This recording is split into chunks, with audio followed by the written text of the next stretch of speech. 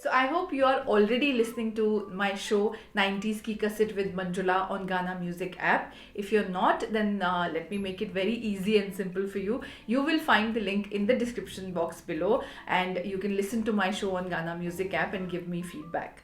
Hi, hello, namaste. My name is RJ Manjula and welcome to my YouTube channel जहाँ पर आज हम 90s की इस टॉप 5 सीरीज को आगे बढ़ाते हुए I'm going to talk about 90s top 5 Bollywood directors today. So 90s top 5 Bollywood directors में नंबर 5 पर I actually have two directors for you.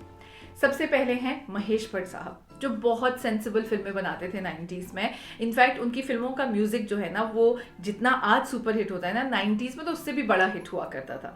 For example his one of the biggest hit is Aashiqui जो कि महेश भट्ट साहब ने direct की है.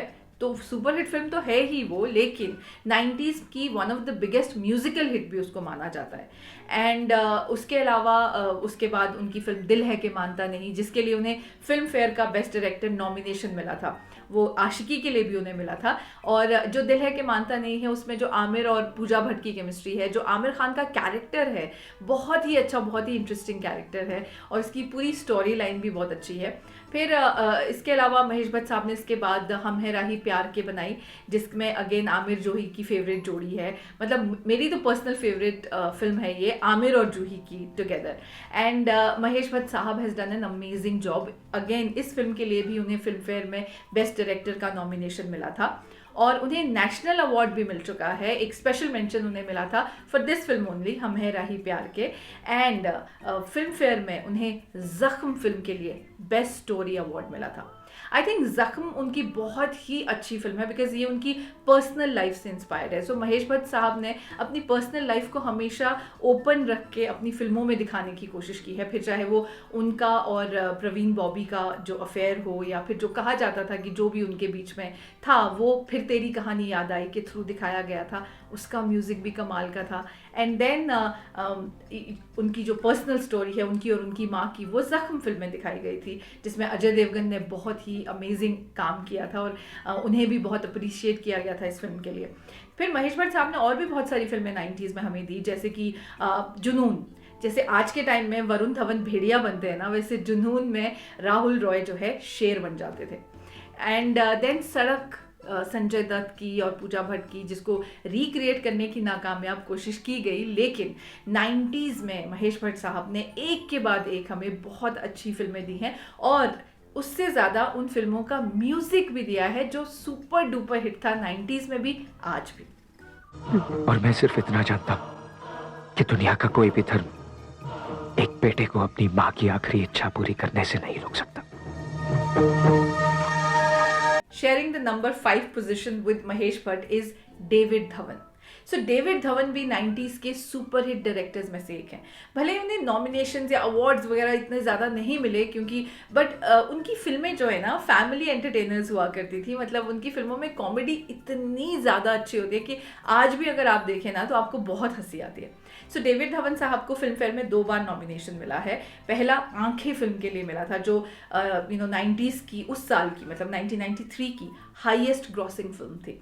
In fact 90s की और हाईएस्ट ग्रॉसिंग फिल्म्स आप देख सकते हो, उस पर मेरा एक वीडियो है इस चैनल पर जिसका नाम है 90s टॉप 10 और 90s highest grossing films in Bollywood. The link to that video will be again there in the description box below and also on the i button above. So David Dhawan साहब और गोविंदा की जोड़ी 90s में one of the iconic जोड़ीज में से एक थी. मतलब जैसे शाहरुख और काजोल का, राज और सिमरन का जो जोड़ी है ना कि वो बहुत पॉपुलर है 90s में, वैसे ही डेविड धवन और गोविंदा की जोड़ी भी थी और सुपर डुपर हिट फिल्में थी जो जितनी भी उन्होंने बनाई सारी की सारी. जैसे coolie number 1, Raja Babu, hero number 1, हसीना मान जाएगी, बड़े मियाँ छोटे मियाँ, साजन चले ससुराल, दीवाना मस्ताना. मतलब एक एक फिल्म जो उन्होंने गोविंदा के साथ की है उसने कमाल किया है. और फिर जब उन्होंने सलमान खान के साथ भी फिल्में करना शुरू किया जैसे कि जुड़वा जो उन्होंने की वो भी सुपर डुपर हिट हुई. And then he also did Biwi number 1, वो भी काफ़ी बड़ी हिट हुई. एंड गोविंदा और करिश्मा की जो जोड़ी है ना, उसको सुपर हिट बनाने में डेविड धवन साहब का भी बहुत बड़ा हाथ है. And may be this is also the reason कि जो डेविड धवन साहब है ना, खुद भी वो एक बहुत ही फनी कैरेक्टर लगते हैं रियल लाइफ में भी. सो शायद यही चीज़ उनकी फिल्मों में भी निकल कर आती है, इसीलिए उनकी फिल्में ना बहुत ही एंटरटेनिंग होती है, और एक्टिंग जो होती है ना उनके कैरेक्टर्स की, वो देखने लायक होती है. स्पेशली गोविंदा और डेविड धवन की जो ट्यूनिंग है ना 90s में, कमाल की थी. अच्छा सुनो, हमारी जो सीमेंट की फैक्ट्री है ना, वो 400 फीट नीचे होनी चाहिए और सिर्फ 100 फीट ऊपर होनी चाहिए, ताकि दुनिया को पता न लगे कि हमारी फैक्ट्री कितनी बड़ी है. 90s टॉप 5 बॉलीवुड डायरेक्टर्स में नंबर 4 पर हैं हम सबके फेवरेट सूरज बड़जात्या जी. सो 90s में टेक्निकली सूरज बड़जात्या साहब की 2 फिल्में आई थी. मतलब अगर आप ऐसे बात करें, एक हम आपके हैं कौन, दूसरी हम साथ साथ हैं.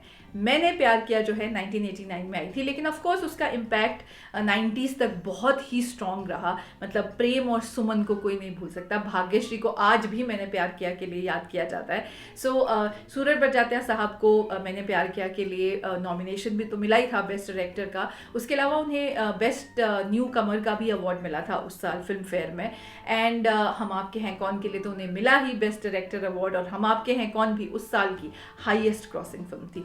बहुत पैसे कमाए थे इस फिल्म ने.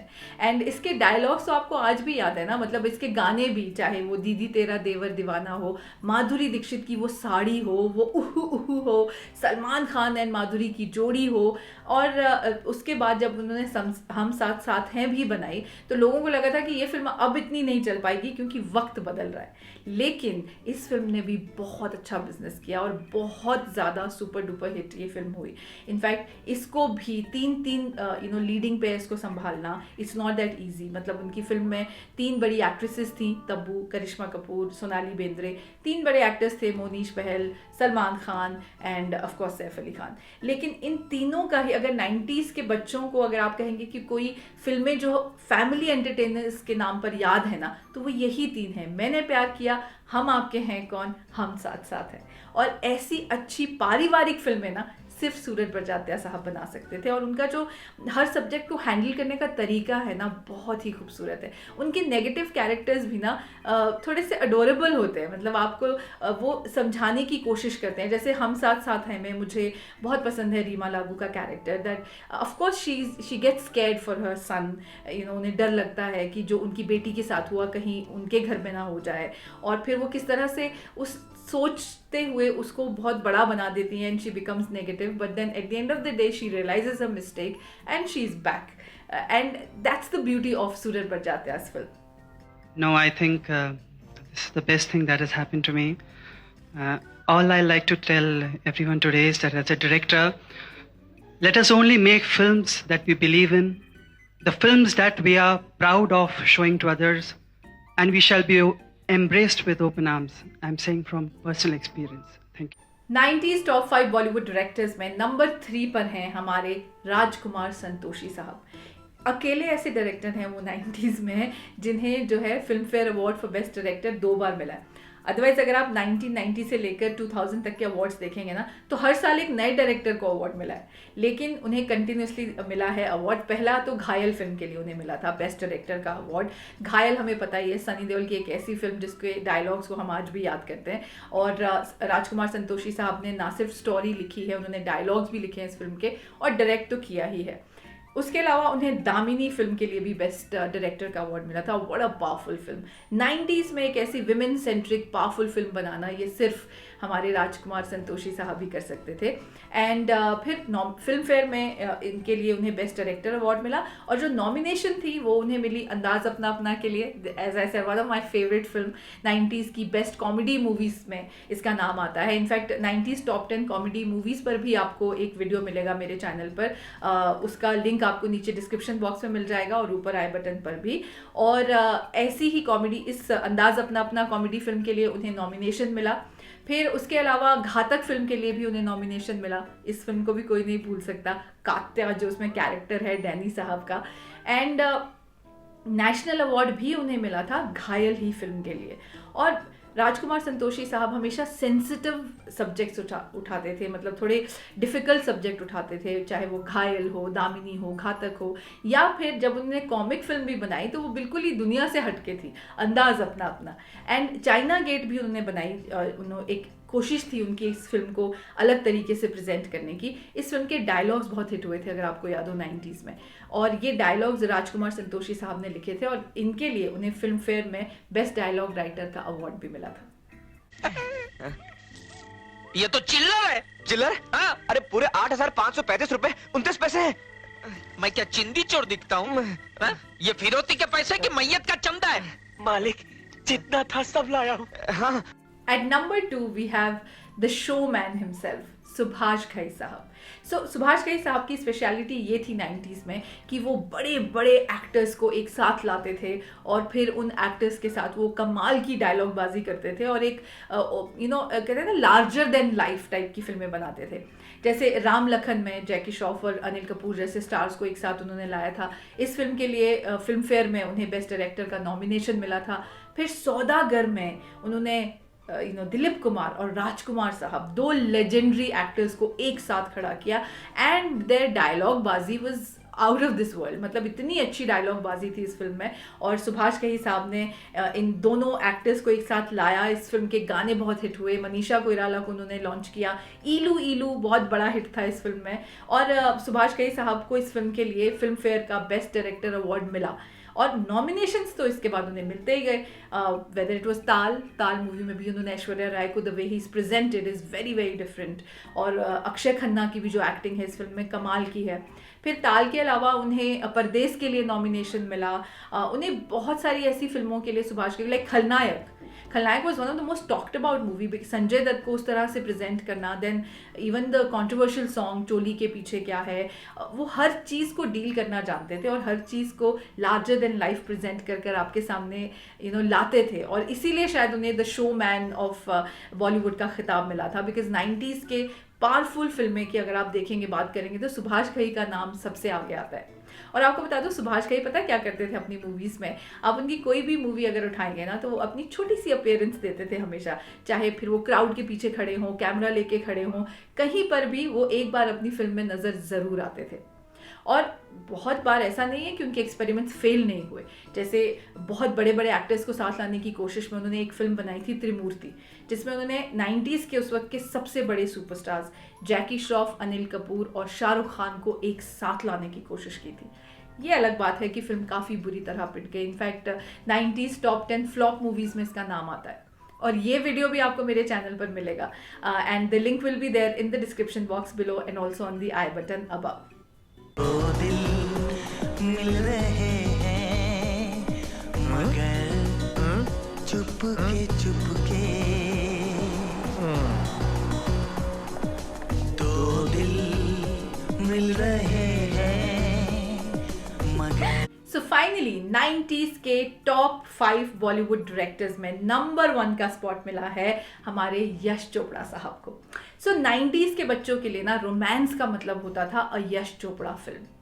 इट स्टार्टेड विद चांदनी, जिसमें उन्होंने श्रीदेवी को बहुत ही ब्यूटीफुली प्रेजेंट किया। वो उनके वाइट कपड़े, ब्यूटीफुल आंखें एंड उनका जो सीक्वेंस होता था, उनका जो रोमांस होता था बहुत ही ड्रीमी होता था और लड़कियों को वो बहुत ही अलग तरीके से प्रेजेंट करते थे। मतलब यश चोपड़ा हीरोइन होना एक बहुत अच्छी बात मानी जाती थी 90s में, क्योंकि वो बहुत अलग, बहुत खूबसूरत और बहुत पावरफुल भी होती थी। मतलब अगर आप चांदनी में श्रीदेवी का कैरेक्टर देखे थे तो she actually takes a stand for herself और वो काफ़ी अच्छा कैरेक्टर है।